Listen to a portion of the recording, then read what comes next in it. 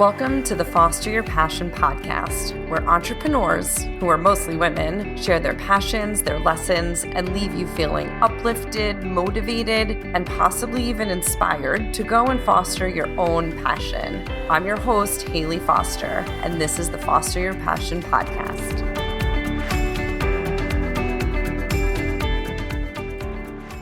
Welcome back to the Foster Your Passion podcast. I'm your host, Haley Foster, and I am so excited to be here today with Caffeine with Kelly. Is it caffeine or caffeinated? Either one, whichever flows off the tongue better. Okay. All right. Well, they both flow off the tongue great. So I love them both. I'm super excited that you're here today. This is going to be super fun. So right now we're recording. It's after 3:30. I am usually not an afternoon coffee drinker. But I felt like I'm with you. I needed to have my afternoon coffee. So, and for nothing else for this hour. Exactly. So I made sure to save myself some this morning from my jar of. So I do like hot coffee one day, and then I save the rest of the pot for the next day, and then I do iced coffee. Same. So, and it's Africa hot here in New York. It's 90 degrees. 30 minutes ago, my husband and I were hitting balls on the driving range, and I was like, I'm dripping sweat. I have to go. I have a podcast to record. I have to at least just like get ready for it a little bit. I love it so much. I had to freshen up and take off my dorky golf shirt. No offense to the golfers that might be listening. Right. Golfers, we love you. Yes, we love the golfers. Love it. So I'm so excited that you're here. I love my new Clubhouse BFFs, and you are one of them. Thank you so much. I'm so joyed to be here. As soon as you asked me to be on as a guest, I don't even know if I blacked out for a second, but I was so dang excited that I was like, yeah. I probably stuttered. I don't even know, but I was so excited. So Haley, thank you so much for having me on here. Absolutely. Well, first of all, I'm obsessed with Clubhouse. I think I've talked about it on like the last 8 podcasts that I've done.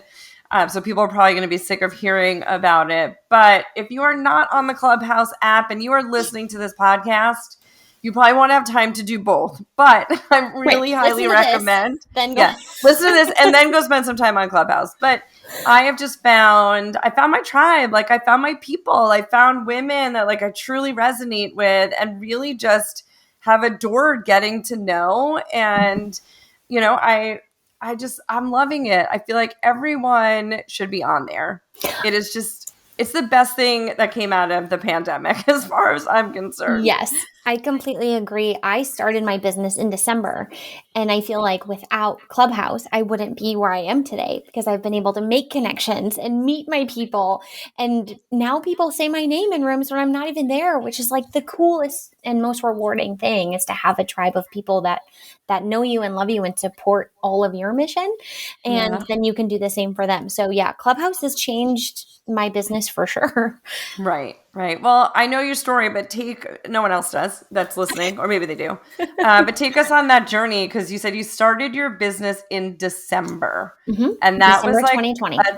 That was a crazy time to be starting a business. I feel like I'm so thrown off now with like not even knowing what month we're in. It's almost like it's been crazy. It's been like a year of a fog that we've come out of, but there's like this.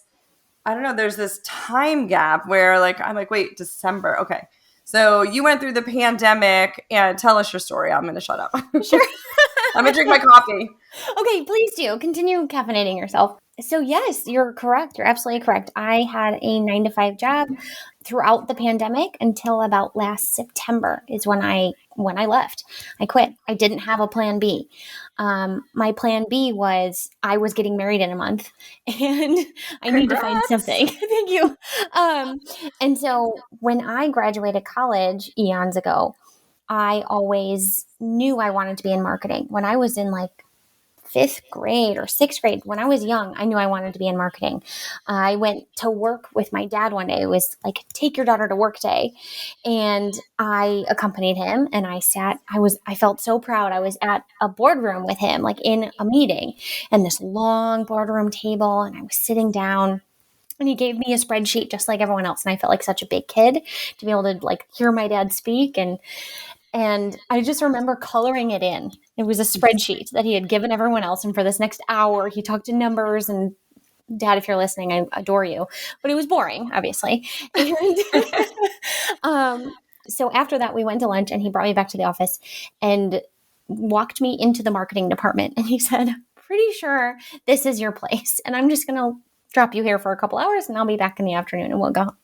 And so ever since then, as soon as I was able to take marketing classes, I did.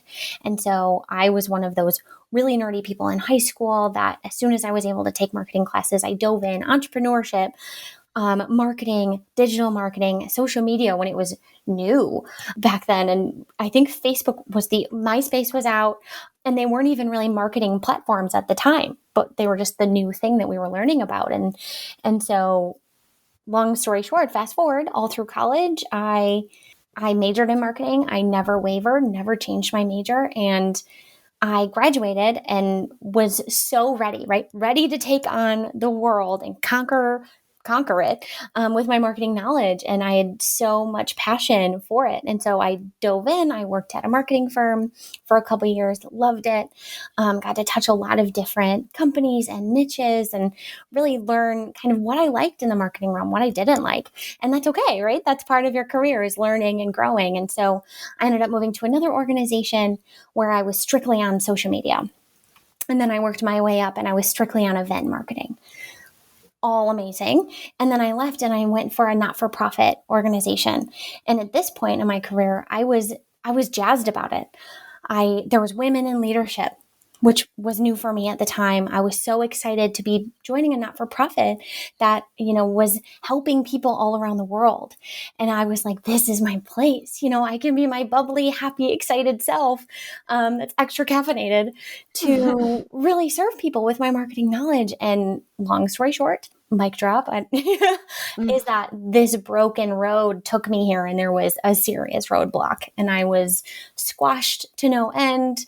I was told I couldn't be positive and that I needed to fit into a corporate 9-to-5 box. And because I didn't fit in the box, they literally moved my cubicle away from my team to a different corner because I would walk in and literally say good morning to everyone as I passed their desks and everyone would wave and say good morning.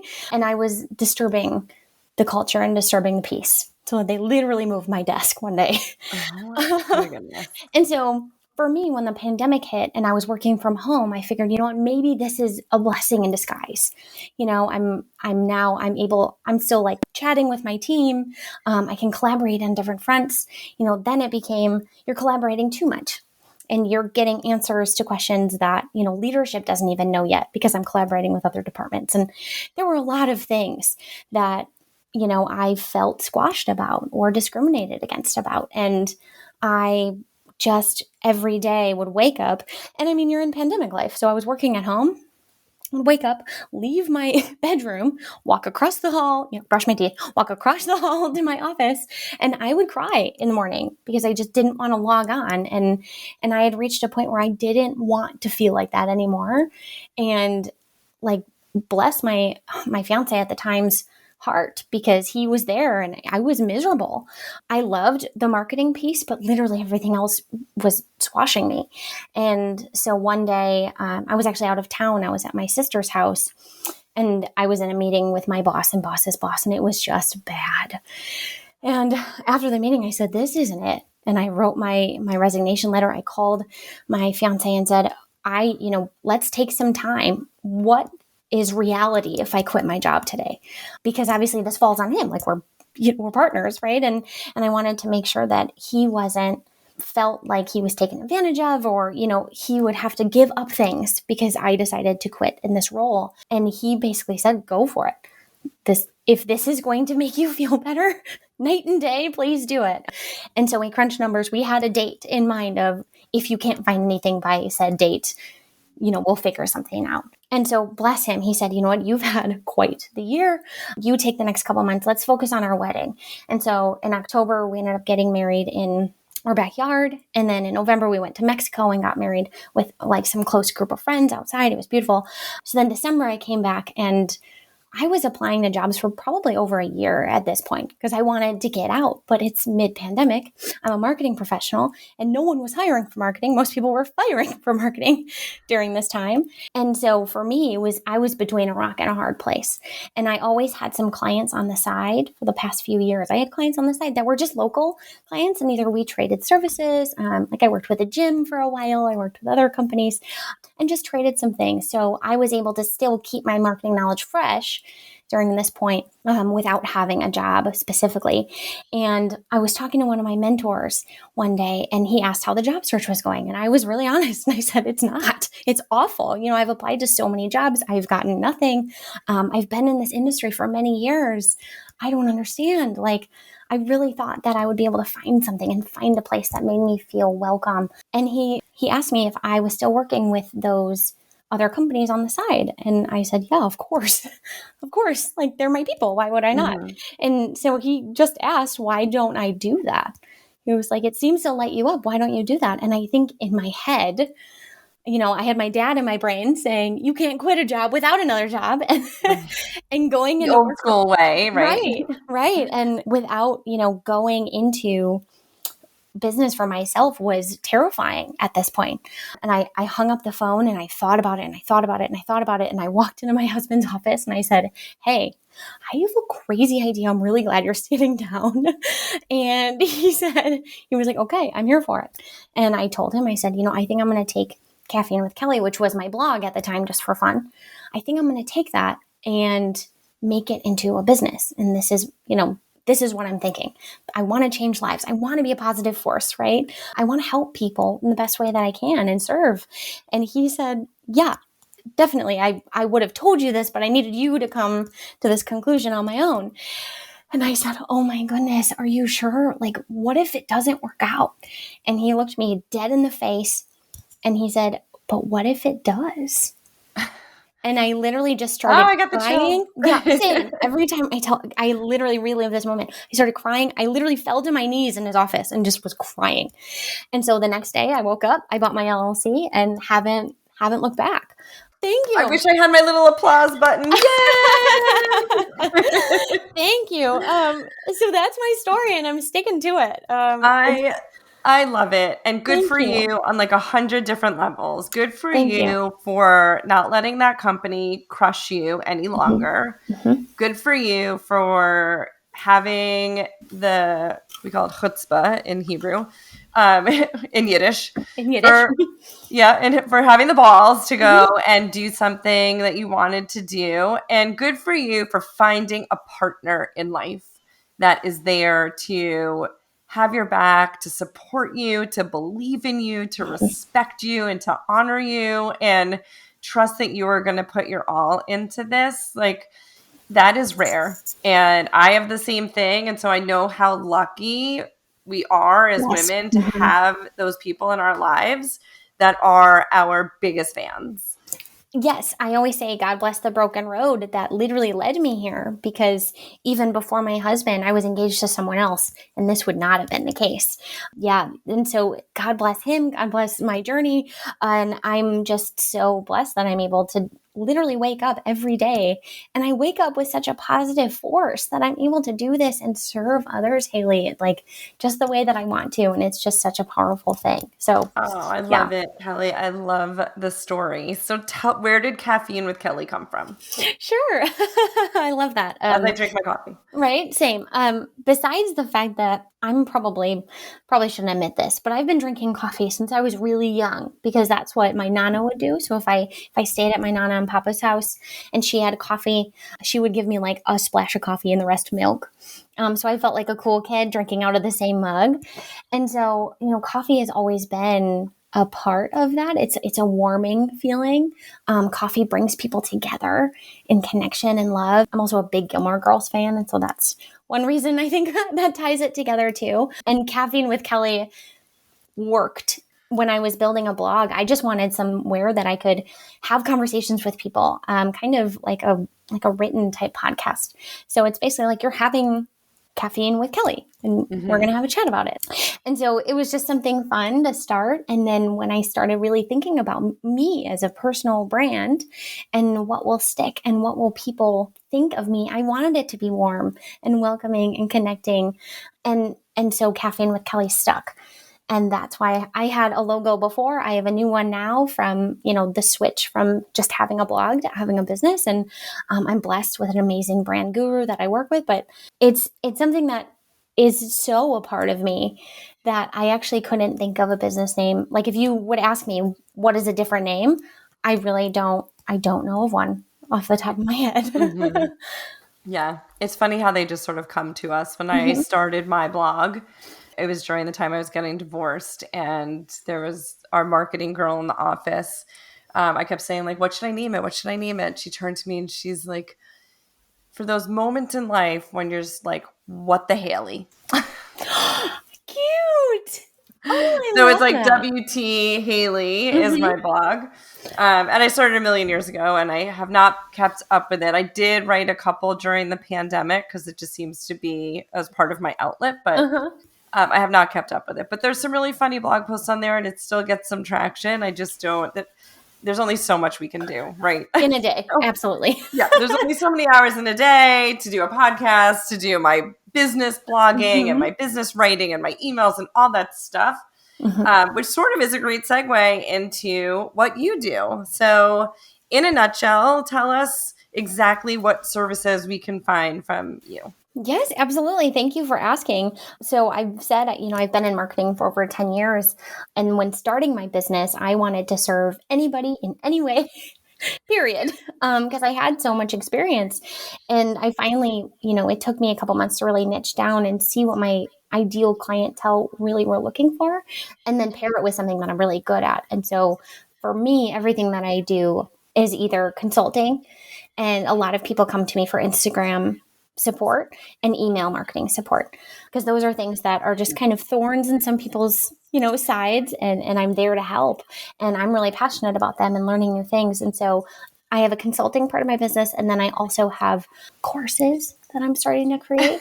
They're not out yet. This is actually, no one knows. That will also help. And so for me, I build custom build strategies to help your content shine. I like to say that I take your marketing from sleeping to fully caffeinated, because all it takes is one person to change your life. And if I'm that one person that can take your marketing and just add some caffeination and some whipped cream on top and hand it back to you so you can really thrive in your business, that's amazing. That's what I want to do. That's awesome. That is amazing. And I'm excited that you have a course coming out, because I just love helping women promote their stuff, and Thank you. Especially through my network of women. So I don't have a woman that does the email side of things. So you're my girl. Hey, thank you. Super exciting. So I love your story. I resonate with it so much. And mostly because what's funny is that when I was like little girl, I sort of was the same way. Like my dad was my biggest fan and was always like, you need to come to the office and you need to work with he called them gals. So I've got some years on you. We go back many, many years back to when I was in my dad's office, and there were no computers. There was no social media. My dad was in direct mail, which was like a huge marketing thing at the time. Everything went out in print and, newsletters and all that fun stuff. He was one of the partners in a direct mail company. And funny enough, I ended up in the finance department one summer. I know, which is so funny because I have, I love the marketing side of it. I've always had the marketing mindset, same as you, even from when I was a little kid. And I've always loved writing. I used to have a book of poetry, and I love that. yeah, I love that. And I loved art, and I used to copy. I was known in my family for drawing Snoopy. First of all, That was your Snoopy's thing. the easiest freaking thing to draw. First of all, it's so easy to draw a Snoopy. But they knew you were there if there was a Snoopy on a napkin somewhere. Yeah. So I would hang up my Snoopies all over the office. And I remember being in his office once. There was a hurricane coming to town. I could vividly remember just sitting at the desk, counting how many cubicles I need to make a Snoopy for. Oh my goodness. That's adorable. So funny. Anyway, so I ended up like during my summer internships, I worked in the bookkeeping department, which was a great experience. But I remember, I asked my dad one summer for a raise, and he was like, "Well, I'm not really your boss. You need to go ask your boss." And I was like, "What do you mean?" And he's like, "Well, I'm not your boss." And he's like, "Mark's your boss. You need to go ask Mark for a raise." I'm like, "Well, I don't want to ask Mark for a raise." But it was like my dad's way of like pushing me through the door and instilling that confidence in me at such a young age to be like, if you don't ask for it, you're not going to get it. And, and he made me do it. And I went in and I was scared shitless and I went in and I did it. But similarly, like, our dad's like bringing us to work and, showing us the ropes. And my dad always used to say to me, like, these gals, they're breaking through the glass ceiling. And we're talking about like the 80s, right? So my dad was born in 1926. Okay. So he was in World War II. So I mean, he's been gone now 11 years, but I always say he's still up above. He sent my husband my way, and he's always got his hand on my shoulder guiding me. So, I love that. That's beautiful, Haley. Thank you for sharing that with me. Yes, but he was always like my biggest mentor. And like I named my business Foster Consulting Inc., because I was like, I always felt like if he had his own business, and he was an entrepreneur at heart, he had a million businesses. But if he was such an advisor and such a supporter, and our whole family, like we are such fosterers, like that's just what we do. It's who we are.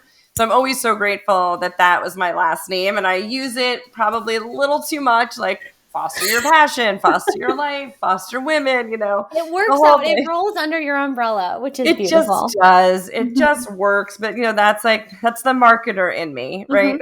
Yep.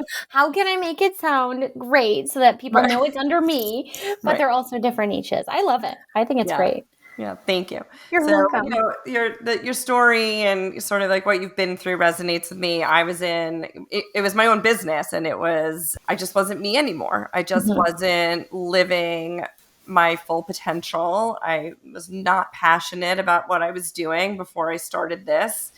And it takes a lot. So I've been in your shoes and I totally get it. And again, I applaud you for making that huge jump and making that move to follow your passion and just do what you love.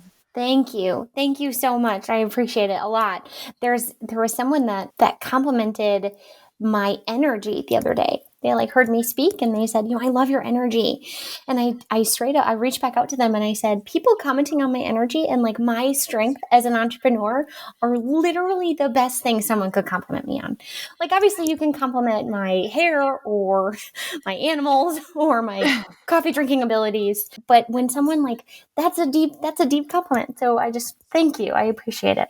Absolutely. No, I love it. And, I love being in rooms with you on Clubhouse because you do bring it. You bring that energy wherever you go. Likewise. And speaking of that energy, I would love some fostering tips from you for the people listening today that may be interested in you and your services and, what you put out there into the world. So here I am. I've got, my business. People listening to this are obviously entrepreneurs or, just my mom and my husband who are my biggest supporters, maybe my brother.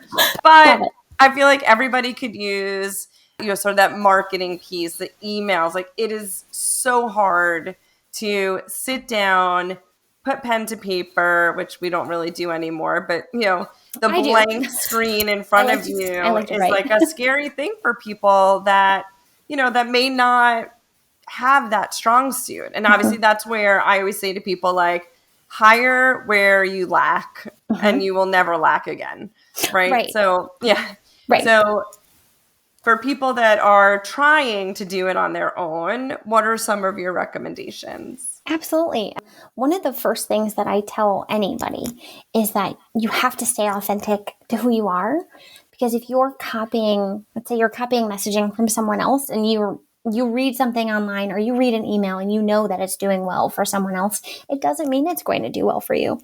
That's why I pride myself in being able to really take someone's strategy and customize it for them, because what's going to work for a car dealership isn't going to work for, fostering women, as an example. And if it does, that's from the grace of God that it worked out, and amazing. But that's just not how I do it. So I always say you have to stay authentic to who you are.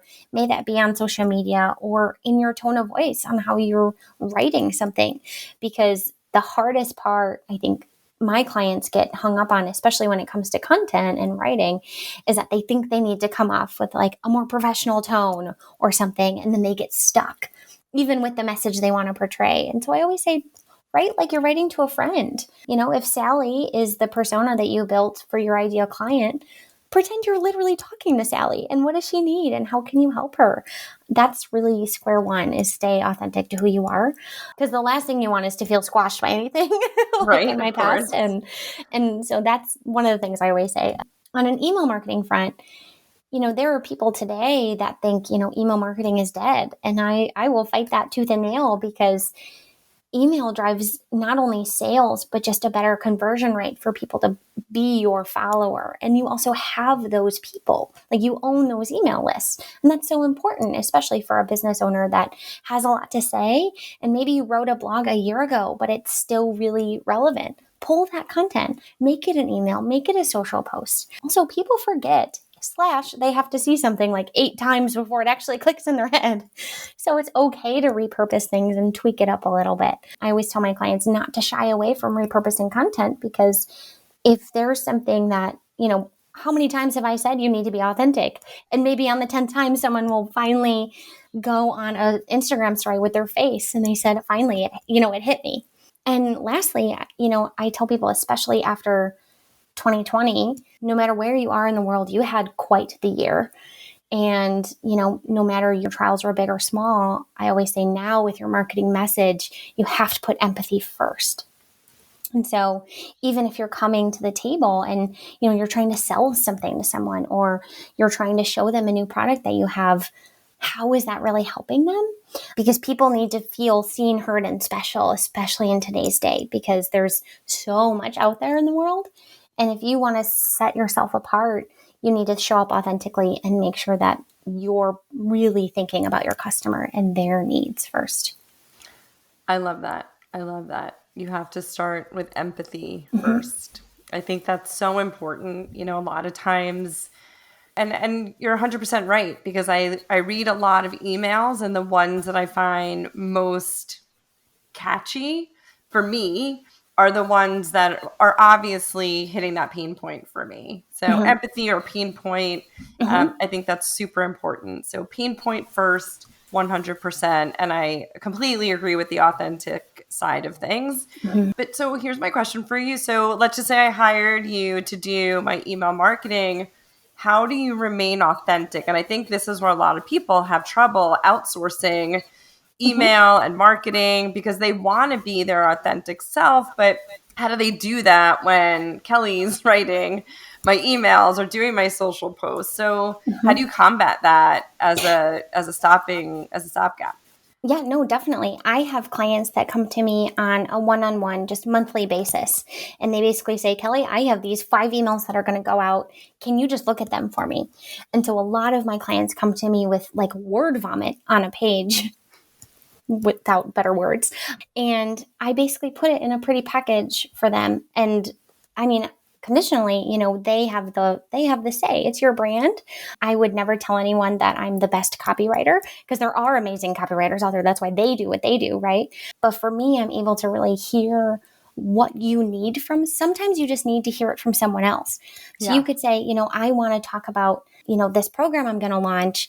These are all the details and these are all the pain points. And it's just easier for you to bullet something out and then give it to a marketer who can really make it shine for you. I always say add a little bit of caffeination and really kind of put that together in a bow. So then you basically just have to copy and paste it and put it into send mode.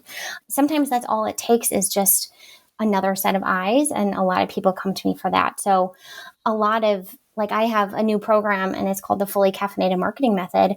And it starts with me literally starting with all of my clients at ground zero. We start at, what are your values? what are your values of being a human and what are your values of your business? And, why are those important to you? And then from there, I learn and we talk about, your content pillars and your branding and why that's important. And then we move into strategy work. And all throughout that, I help them with their content and how we can implement. And then, at the end of the program, we look at analytics, readjust their strategy, and then they're ready to fly on their own. Awesome. And so it's a partnership. When I don't do a lot of social media management anymore, but I did that in the beginning of my business. And a lot of people said that, like, how are you going to take what I've already been doing and make it better? And for me, it's always just, listening to how you speak and what you really want your customers to know. Right? I come to the table with empathy all the time because you have your own pain points and then your clients have their own pain points. So it's really kind of sitting down, and I do physically put pen to paper. I love to write things down. I know, me too. I have like 3 notebooks on my desk. I was going to say it's everywhere. A mess. Yeah. I'm so glad you cannot see what goes on from here down, because my desk is a disaster sometimes with like sticky notes and I've got like all my words everywhere. Yep. Trust me, it's the same over here. So I'm glad we have that in common. But that's it. It's really, I like to become like the arm of the human that I'm working with, really. So that's I guess, a long answer of how I do that. I love it. So who would you say is your biggest mentor, the person that inspires, motivates you? Sure. I would say personally, it would probably be my dad and my mom, because they did so much for me growing up. Not only did my dad take me to work, but at church, he would literally volunteer me to speak and just like shove me in front of the congregation and tell me to go. And so that's why I love to speak, is I got so comfortable, and I used to dance. And so for me, being on stage and being in front of people and conveying a message is so important. So I would say half of being forced into it like that really, really helped. And the other half is just personality. But I would have to say, like, on a professional realm, there are, entrepreneurs like Jamie Kern-Lema, who, went from having a teeny tiny, store in her house and trying to sell a makeup line to selling that makeup line to L'Oreal for like $1.2 billion or something crazy. And so I've been learning a lot of things like boundaries and how the word no doesn't always mean no forever from her. And so that's one of my entrepreneurs that I follow and make sure I'm, using her as inspiration, because every time I get a no, I think, you know what? That's fine. I will get a yes, right? Like, just the next right yes is what I need. And maybe so that no is a blessing. So that's... Every no is a blessing, because it leads you one step closer to a yes. Yes, absolutely. I'm such a believer in that as well. Such a believer. So, quick question. I should have asked you this in the beginning. So what is your favorite coffee shop? Oh, my favorite coffee shop. I would have to say it's a local coffee shop, but it's called Guilty Cafe. And it's right outside of where I live here in Madison, Wisconsin. Favorite chain is a tough one. For those of you who don't live in Madison, Wisconsin, which is probably 98% of who will listen to this, probably say it's tough, because I do like Starbucks on some fronts. I also am a big fan of Dunkin'. Really, if anyone came up to me and just gave me a free coffee, no matter where it's from, I'm going to love it. So I would probably say Starbucks, because I order the same thing. But Dunkin' is a close second of the big, big chains in the world. Okay. And what's your favorite drink? Favorite coffee drink? Sure. An iced white mocha or an iced caramel macchiato, mainly because I run hot. And right now our air conditioner is broken in our house. So I've been drinking iced coffee and only iced coffee for a while. So usually it's iced. In the winter, obviously, I live in Wisconsin, so it gets cold and chilly. But you know what? There's nothing wrong with just a regular black cup of coffee either. All right. And are you more of a go out for coffee or make coffee at home? I would probably say make coffee at home. I like to be able to have it in my own mug. It's the whole hearing the grinding and, the whole smelling it from the other room. Right. It's a lot of that. But, when you go to a coffee shop with a friend, magic happens. And so that's something that I love to do too.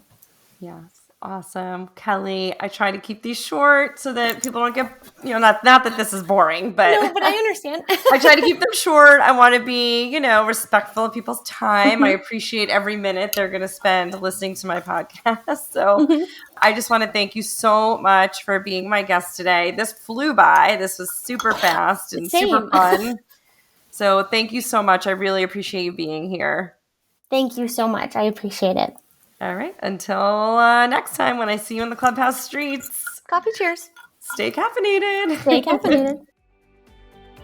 Thanks for tuning in. I'm your host, Haley Foster, and I hope you'll join me next time for more inspiring women who are fostering their passions each and every day. Please subscribe wherever you download your podcast and follow us on social media at Fostering 101.